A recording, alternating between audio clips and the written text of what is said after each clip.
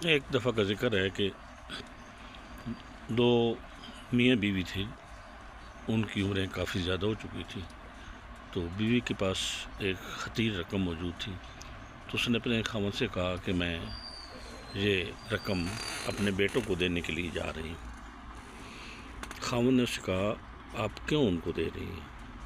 یہ ہمارے لیے، ہماری اولڈ ایج کے لیے ہے، تو ان کو رقم دے دیں، آپ نہ دیں۔ لیکن اس نے اصرار کیا، اس نے کہا نہیں جی میں ان کو رقم دوں گی، کیونکہ بیٹے ہیں وہ ہمارا خیال رکھیں گے، تو ہمیں پیسوں کی ضرورت نہیں ہے، ان کو زیادہ پیسوں کی ضرورت ہے۔ اس نے کہا ٹھیک ہے آپ چلی جائیں، لیکن آپ یہ دیکھ لیں کہ آیا وہ آپ کی اس عمر میں دیکھ بھال کر سکیں گے، پہلے آپ ان کو ٹیسٹ کریں، پھر اس کے بعد آپ ان کو رقم ضرور دے دیں۔ بہرحال بیوی چلی گئی اپنے بڑے بیٹے کے پاس، اس سے کہا کہ میں یہاں کچھ دنوں کے لیے رہنے کے لیے آئی ہوں، میں یہاں کچھ دن رہوں گی۔ تو اس نے کہا موم آپ یہاں کیسے رہ سکتی ہیں؟ اس نے کہا آپ میرے بیٹے ہیں، میں آپ کو مس کرتی ہوں، میں آپ کے پاس رہنا چاہتی ہوں۔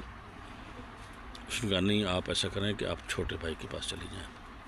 اس کی بیوی نے کہا آپ نہیں رہ سکتی یہاں، کیونکہ ہم نے ابھی گھر کو رینوویٹ کیا ہے، اور آپ کے آنے سے، آپ کے رہنے سے یہ پھر دوبارہ بدبودار ہو جائے گا۔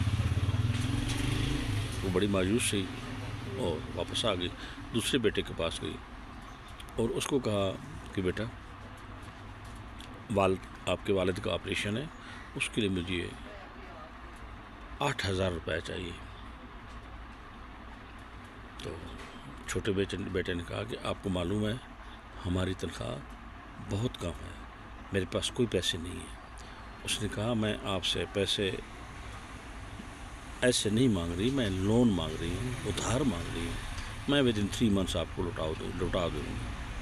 اس نے سخت لہجے میں کہا کہ ماں آپ کو سمجھ نہیں آ رہی کہ میری تنخواہ اتنی زیادہ نہیں ہے، اور اگر میرے بچوں پہ کوئی مشکل وقت آ گیا تو پھر میں کیا کروں گا؟